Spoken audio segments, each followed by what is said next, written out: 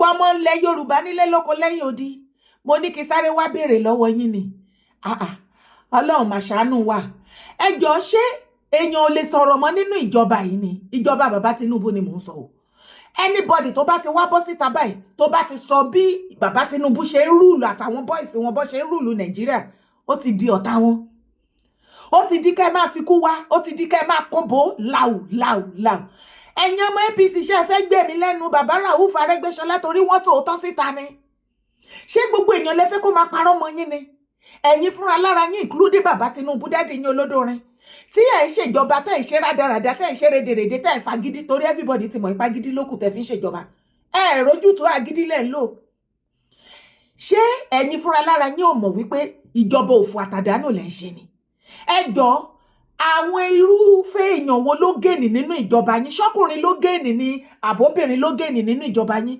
ṣọmọdé ló gèèní nínú ìjọba yín àbágbàlagbà oyún inú tí ò tí develop gan ó ń kérora ìjọba bàbá Tinubu àwa tá wà lábúrọ̀dù gan à ń pariwo wáyọ̀ àlà ṣé irọ́ ni bàbá yẹn ṣe ló pa ni ṣé irọ́ ló pa ni kò parọ́ náà òtítọ́ pọ́nbélé ló sọ ẹ máa gbà wá o kí dẹ̀ ni bàbá Arẹ́gbẹ́ṣọlá sọ gan náà tó dogun wọ́n ní bí bàbá Tinubu ṣe ń ṣèjọba ẹ̀ ṣé ó possible kó jẹ́ àwọn nìkan ṣé mo pé mo dé sọ kí nìyẹn ní bí ọjọ́ mélòó kan mo ní bàbá Tinubu you should allow many people around you láti kó yín lọ́wọ́ láti share idea fún yín irọ́ ẹmu ní kọ́kọ́ sí ẹ rójú tẹ ẹ̀rí nǹkan ẹyọkan ẹ̀rí kankan ṣe láti jọ́tọ́ ti ṣe president ní Nàìjíríà kò sí kankan ní wọn tí wọ́n rí nǹkan ṣe ní wọ́n yẹ ẹ̀yin national anthem òfò àtàdánù lẹ́gbẹ́ kalẹ̀ ẹ̀yin ṣé national anthem yẹn ni wọ́n wá ń jẹ ni ẹ tọ́ka sí nǹkan ẹyọkan tẹ́ ti ṣe láṣeyọrí tí ò bá jẹ́ wípé irọ́ lè ní irọ́ lọ́la lẹ máa mú lẹ̀ ni bàbá Arẹ́gbẹ́dẹ ní tẹ́ ẹ bá continue láti máa ṣe báyìí tí bàbá Tinubu bá continue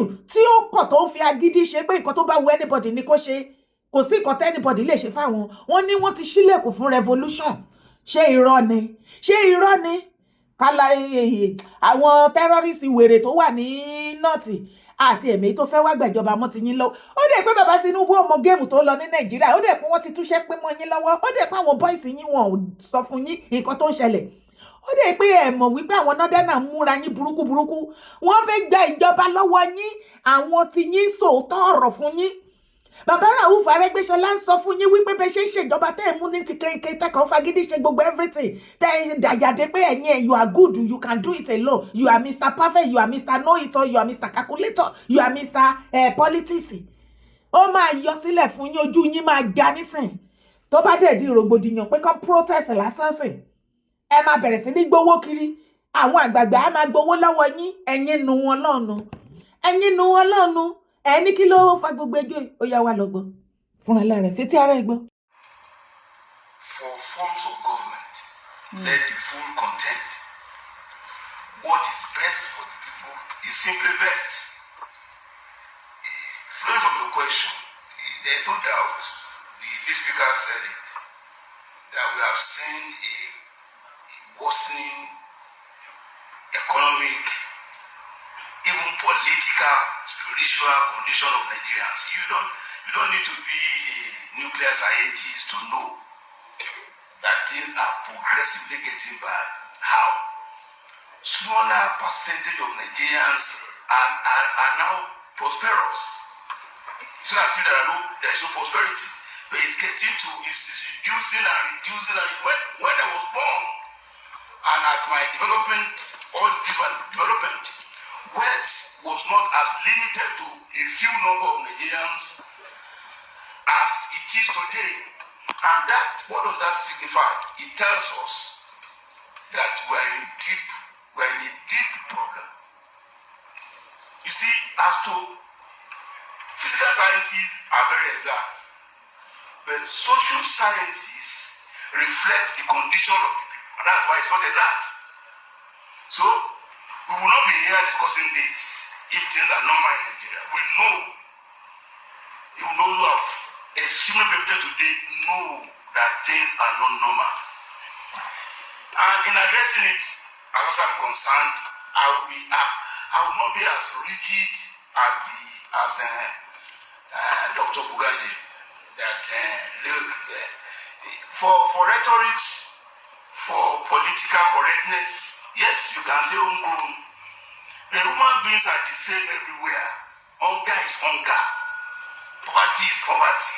So, a bad system is a bad system. Whatever does not give the appropriate opportunity or right to people will be resisted, no matter what you do to prevent it. He mentioned that he mentioned military rule, he mentioned political system. He failed to mention revolution. That look, if all of that things fail, there could be people can revolt. So if you are conscious of all of this and we know the consequences of things getting out of hand, it will interest us to see how best to govern ourselves to ensure that our people, and you said it in passing, that the primary responsibility of every government is the welfare and security of the people. When those two things can no longer be guaranteed, forget it. There can't be a stable society. However, please let me conclude. I know I'm taking time. I have looked at, I've studied the issue of Nigeria, how we even came into existence as separate kingdoms, communities, and whatever. If we don't want to relapse into actually what led us into being colonized in the first instance, because some people want to overlook that. That was a weakness that led to colonialism. It was a weakness. I don't want to go to that issue. If you are strong enough, we would never have been colonized. So we were not strong enough, and that was what led to our own being dominated by others. And part of it is the tyranny of these individual dictators that we call rulers. If you go on believing that a man, a person, no matter how beautiful, no matter how good, who have the capacity to go out 120 million people all alone without checks, we are joking. So, by that consideration alone, I am opposed to executive system of government.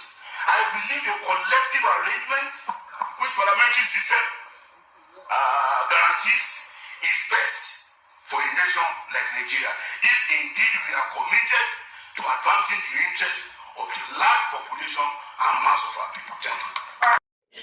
Ẹjọ́ ìgbà tó ti wá gbọ́ sí kí ni nǹkan má jẹ́ kó yẹ kí ni nǹkan tí kò yẹ kí bàbá Rauf Aregbesola kí ni nǹkan tí kò yẹ kó sọ nínú fídíò yẹn ẹjẹ́ àti èso títọ́ lẹ́ẹ̀kan ọmọ Yorùbá ẹjẹ́ sòótọ́ bàbá lélẹ̀ ẹ̀ẹ́nirọ́ bá a nítọ̀hún ẹ̀ẹ́nirọ́ bá a mú solution ilé wa ẹ̀ẹ́nirọ́ bá a mú ilé wa ẹ̀ẹ́nirọ́ títí yín nìkan ló yẹ yín títí yín tẹ̀dẹ̀ ẹran kanṣanṣanṣan mọ́ òfò àtàdánù ló faraàlú ṣẹ́yìn nìkan lẹ́nu rò pé ní Nàìjíríà ni wọ́n wá advice yín ẹ wá ṣe rádaràda ẹ̀yin ọmọ APC ẹ ti ya wèrè mo kíwa mo kíwa ò gbogbo ibikíbi tẹ bá wà tẹ́ tí ń gbọ́ mi àbí tẹ́ tí ń wò mí orúkọ tèmi ò yí padà rárá Yèyé Dára kòwé kò ó lèmi ń jẹ́ ẹ wá gbọ́ bí àwọn ọmọ APC bó ṣe báyé bàbá Rauf Aregbesola jẹ́ léṣù advice ni o lórí advice ọlọ́mọ àmàjà ṣe advice ṣe o wọ́n ní hypocrisy of a pretentious revolutionary kí n tó continue ṣe mọ̀ wípé bóyá òtítọ́ yìí náà ni bàbá Rauf Aregbesola sọ nínú APC tó ń bá wọn sọ tó ń advice wọn ṣe mọ̀ ẹ̀pọ́n ti yọ wọ́n bẹ́ẹ̀ ni yọ jìgà ẹgbẹ́kẹgbẹ́ APC ẹgbẹ́kẹgbẹ́ wà láyé ẹ̀wà yàsín ẹ̀wà òkè ẹgbẹ́kẹgbẹ́ ẹ̀yin ni APC wọ́n ti yọ bàbá Rauf Aregbesola wọ́n yọ wọ́n fótó dànù bàbá Rauf gan òfin kan wọ́n ti ẹ̀ dúró wọ́n ti ẹ̀ jẹ́ òtútù bẹ́ẹ̀ ní pọ́n ti mọ̀ ẹ́pọ́n máa yọ wọ́n ni bàbá ti lọ launch another political group kan sílẹ̀ mo kàn ní sáré gbé débi bó ṣe ń lọ ni tó bá mọ̀ ẹ wá gbọ́ nǹkan tí àwọn ọmọ APC tó fi dá Rauf Aregbesola lóhùn hypocrisy of a pretentious revolutionary ẹjọ́ nítorí Ọlọ́run ṣebí ẹjọ́ wà papọ̀ tẹ́lẹ̀ ni ṣebí kọ́kọ́ sì nìyẹn mi ò nígbàgbé orin ìgbé ìrágbìjì nígbà ayé campaign Yorùbá ẹ ṣọ̀tẹ̀kú ẹjọ́ ẹ̀yin dádì mi ẹ̀yin màámi tẹ́ mọ̀ jù mí lọ́mọ yín ni mo jẹ́ ẹ ṣàánú mi mo fẹ́ béèrè question yìí ni ẹ dáríjì mi ẹ dá mi lóhùn ṣé omi ọ̀tẹ̀ àtàbòsí náà fi tẹ ilẹ̀ Yorùbá dòní mo ní ìbéèrè ni ọ̀tẹ̀ wà tẹ pọ̀ jù a ní àbòsí lọ́wọ́ gírèdé ó yá ìjà lọ. Ó ní sir, the way Rauf Aregbesola has continued to demonstrate all manners of inconsistencies with his actions and utterances is quite worrisome. Wọ́n ní gbogbo ọ̀rọ̀ tí Rauf Aregbesola ẹni kí má máa pẹ́ everybody bàbá mọ́mọ́ àǹtí ó ti mọ́ mi lára ni. Wọ́n ní gbogbo ọ̀rọ̀ advice tí Rauf Aregbesola tí wọ́n advice Tinubu àtijọba wọn. Wọ́n ní ó dàbẹ́ ni wípé ó ti mú ọwọ́ kan dání ó ti lọ́wọ́ kan nú kò ná màmú o. He took it to a higher level by his recent comment on the state of the nation. Fídíò tó ń wò yẹn. Fídíò tí Aregbe ti sọ̀rọ̀ yẹn ni o. His speech reeks of hypocrisy that is not in the least expected of a supposed elder statesman. Or should we just conclude that he's trying to lead a revolution against the state? So, Rauf Aregbesola sì ló wá fẹ́ tún gbé revolution dìde. Wọ́n ti fi ṣe yín. Nítorí bàbá yẹn advice yín àbí? Ẹ jẹ́ a gbọ́. Wọ́n ti lọ́rùn ẹ̀dá. When I was born and during my developmental years, wealth was not as limited to the hands of a very few people as it is today. Ara nǹkan tí Rauf Aregbesola sọ nínú fídíò yẹn, ìwọ náà ti gbọ́ tó bí àwọn ọmọ APC inú. Ẹ wá gbọ́. Wọ́n ní this particular statement is made to show how shameless it can be. Ṣé irọ́ ni nǹkan tó sọ yẹn ni? Wọ́n nígbà tí wọ́n bí wọn tán dé ń dàgbà. Ọrọ̀, ọlá àtoríṣiríṣi nǹkan tó dá nínú Nàìjíríà kò wà limited to a very few people like today. Is it not true? Ṣé bó ti tó ni máa yẹn sọ? Wọ́n ti fi ṣe yín o. This particular statement he made shows how shameless it can be. Ṣé ń gbọ́ ọmọ APC. A man with no cognate experience in any field or no business anywhere that became wealthy can be guilty of what is accusing others for. Wọ́n ní bàbá Aregbesola ṣe ẹ̀yin tó jẹ́ wípé commoner person ni yín tẹ́lẹ̀ tẹ́ mọ business yìí ṣe mokòwò ṣe ohun tọ́kọ síbí ni mo ń sọ o. Ipe mokòwò ṣe ó ní ká tọ́ka sí business kan tẹ́ gbé kalẹ̀ tó wà successful. Wọ́n ní experience even as a governor tó fi yín síbẹ̀. Even as a minister ń gbà yẹn pé ní experience ní nǹkan kan ní oko lódò ṣùgbọ́n wà wealthy dẹni ẹ̀dọ́lọ́lá wọ́n ní ká bí yín ibo lẹ ti rí. Ọ̀rọ̀ ti dé bẹ́ẹ̀ báyìí ti dójú ẹ̀.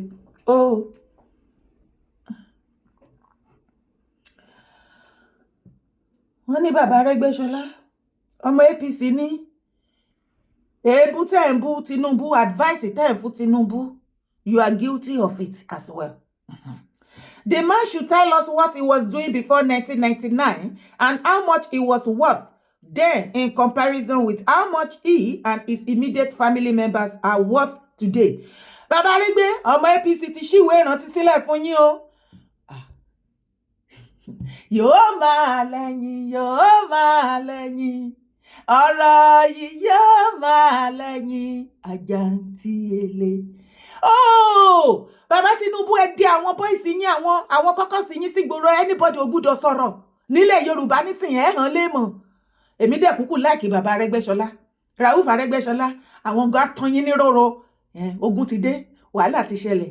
Ẹ̀bá ní kẹ́ jẹ́ ká ṣe nǹkan wọ́rọ́wọ́ ẹni rọ́. Ọ̀nà tá fẹ́ gbégbà yín náà wà láì ó padà dá. Tí Yorùbá bá ti wá kọjú ìjà síra wọn báyìí, ó ti ṣẹlẹ̀. Happen ṣẹlẹ̀. Ẹ máa ti igi bojú ara yín ni onílẹ̀ máa bá akó wọnú yín gbogbo nǹkan ìyà tẹ́ fi jẹ gbogbo wa ní kọ̀kọ̀ tẹ́ pín owó yẹn ní kọ̀kọ̀ lórúkọ Jésù ní fàlàáfíà ní fi ná gbogbo ilé tí gbogbo yín fi tọ́mọ pátá ìrì ló máa wo. Ó yá ìjà ti mú yín èdè máa dì yín. Bàbá Aregbe wá wọ́n ṣìwé ìrántí fún yín. Wọ́n ní ká bí yín. Wọ́n ní kí lẹ̀ ń ṣe as at 1999. Wọ́n ní irú iṣẹ́ wo lẹ̀ ń ṣe. Wọ́n ní ká mú statement of account yín jáde ní as at 1999. Ká wá mú statement of account yín sìn ká declare wẹ́ẹ̀tì yín iye tó wá ti wá wà lọ́wọ́ yín tí you Rauf Aregbesola àtàwọn immediate family yín pé ẹ ṣe wà stinkly rich. Àwọn ọmọ bàbá Tinubu ní kẹ́ bọ́ síta kẹ́ wá ṣàlàyé bó lẹ ti rí owó tẹ́ fi ní owó burúkú yẹn. Nǹkan tó kọ sí bí mò ń kà o. Don't come for me o. The same man that ran the Osun State aground is today to talk. The same man that ran the Osun State aground is today to talking about building prosperity for the people. Ó lè jẹ́ pé gbà yẹn kò yé wọn ni. Ó ti yé wọn báyìí. Yá mọ̀ yí pé gbogbo wọn ẹni ègbé àtàgbẹ̀dánù ni gbogbo yín kò gbé kan bí òwú jàgo. Tán bá ti wà lórí àpèrè wọn ń ríran wọn máa ń ríra wọn bí Ọlọ́run wọn máa chest to God. Ẹ jẹ́ kán kúrò ńbẹ̀ tán ìgbà yẹn náà wá máa advice èyí tó wà ńbẹ̀ wípé bó ṣe yẹ kó ṣe lélẹ̀ ẹ bá wa bèrè lọ́wọ́ àwọn wòrè gbogbo. Ìgbà tẹ́yìn wà ńbẹ̀ kí ló dé tẹ́yìn náà ò ṣe the needful. Ẹ kó ṣì dànù ṣùgbọ́n a máa yanjú eléyìí. Tọ́mọ wá sọ wípé àwọn ti jí lójú oorun ìgbà tán wà bí as a minister or as a governor. Rauf Aregbesola láwọn ti padà realize mistake wọn. Àwọn ò dẹ̀ fẹ́ kẹ́ ṣe the same kind of mistake yẹn. Àwọn ti care fún àwọn aráàlú wọn nísìn wọ́n ti be nice sáwọn ọmọ Iléṣà. Ọ̀ṣun. Ohun tí bàbá ń sọ nìyẹn. A man that initiated half salary as governor that led to the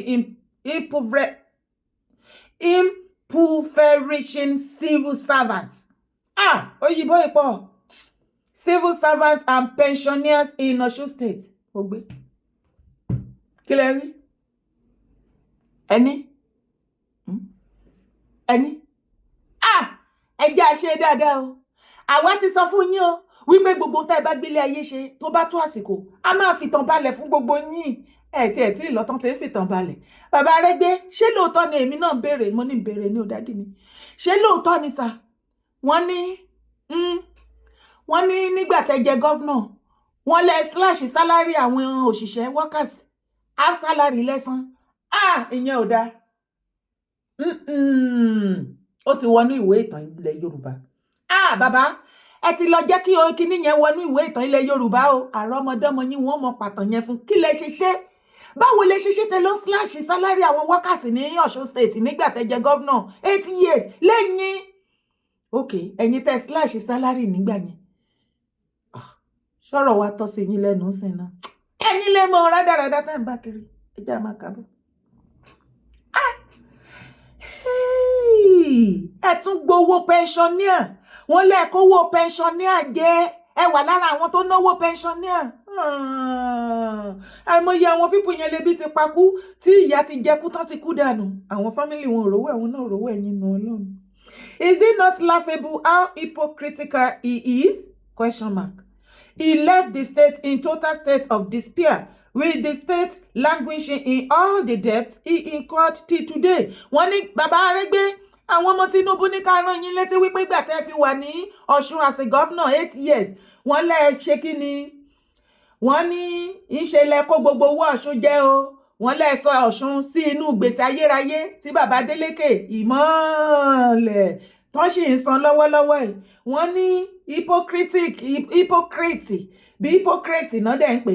Wọ́n lóun lẹ́yìn jẹ́ o. Wọ́n ní ọ̀rọ̀ òtọ́ sí yín lẹ́nu o. You left the state in total state of despair, with the state languishing in all the debts he incurred. Ẹ̀kọ́wò pensioner jẹ ẹ̀yin. He didn't only fail in the critical sectors of our economy. He wasted Osun money on many white elephant projects. The park he built in Gbogan was made useless by the same flyover he constructed by himself. Ṣẹ̀ráyé. Bó ṣe gbogbo wọn ní o. Tí Èkìtì náà báyìí sìn. Fáyẹmí kúrò ńbẹ̀ ó lóun kọ́ airport.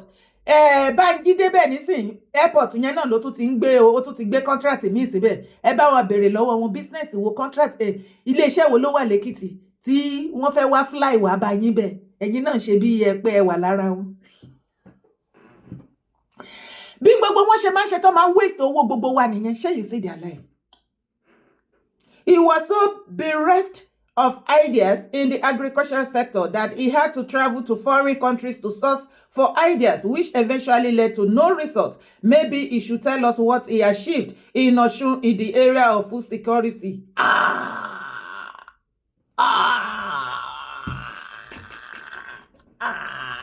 Yóò wá pọ̀ jù. olúwa mi èyí ò wá ká màmá èyí ò wá ká màmá. Ẹjọ́ sí ìwé ìrántí fún yín iye bàbá Arẹ́gbẹ́ ẹ sọ̀kò sórù ilẹ̀ ti gbọ́ wọn nílé o ṣe ráyè gbogbo wọn bọ́n ṣe ń dà wá ríboríbo ẹ gbọ́ ẹ̀yin náà gbà tẹ́ wà sí gọ́fúnà ẹ fẹ́ venture into farming ẹ ní idea ẹ ṣẹ̀ṣẹ̀ wá travel out lọ wá idea labroad tẹ́ fẹ́ fi ṣe farming nǹkan ti ṣe wá nǹkan ti ṣe wá bó jẹ́ irú mi ilẹ̀ pé wàhálà yìí fún yín bèlè tàṣẹ wípé àwọn èèyàn ní Osun State ọ̀pọ̀lọpọ̀ wọn iṣẹ́ àgbẹ̀ níṣẹ́ wọn bàbá Arẹ́gbẹ́ sẹ́yìn náà mọ bó ṣe ń ṣe oko ni tó fi di wípé ìlú òyìnbó lẹ ti wá gba advice at the end of it wọ́n lè padà rójútu ẹ̀ náà lẹ́yìn níbi tá a bá dé yìí gbogbo ẹ̀yin ọmọ Yorùbá gbogbo ẹ̀yin àgbẹ̀gbẹ̀ ilẹ̀ Yorùbá ẹ̀yin governors èmi dára fúnra lára mi mo volunteer ara mi fún yín tó bá jẹ́ ti farming system yẹn ẹ yọ̀ǹda ẹ̀fẹ́ mi ó yẹ ẹ pè mí kẹ́ invite mi sí meeting bẹ́ẹ̀ ni mo sọ fún yín ẹ wá yọ̀ǹda farming system fún mi nílẹ̀ Yorùbá kẹ́ ẹ fún mi ní 3 years péré 3 years péré ni o kẹ́ wá wò tí ilẹ̀ Yorùbá ò bá ní máa supply gbogbo Nàìjíríà ní oúnjẹ kẹ́ sọ wípé irọ́ ni mo pa